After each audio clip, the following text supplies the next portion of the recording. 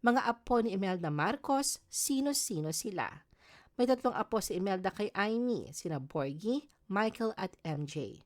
Si Fernando Martin Borgie ay ang panganay at ipinanganak noong April 9, 1983 sa Honolulu, Hawaii. Siya ay isang commercial model, actor at DJ. Si Ferdinand Richard Michael ay isang abogado. Siya ay kasal kay Cara Manglapus at may 2 anak. Si Matthew Joseph o MJ ay ang bunso ni Amy.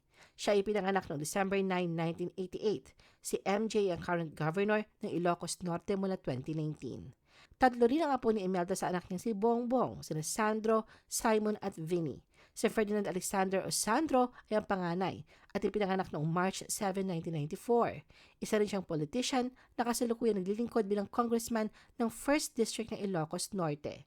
Si Joseph Simon naman ay nagtapos ng Business Administration and Management sa Oxford Brookes University sa United Kingdom.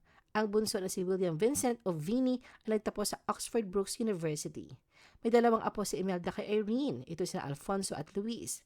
Si Luis Marcos Araneta ay hinirang na bagong presidente ng Araneta Properties and Gregorio Araneta III Group of Companies noong 2024. May isang apo naman na lalaki si Imelda sa adoptive daughter niyang si Amy Marcos Bernedo.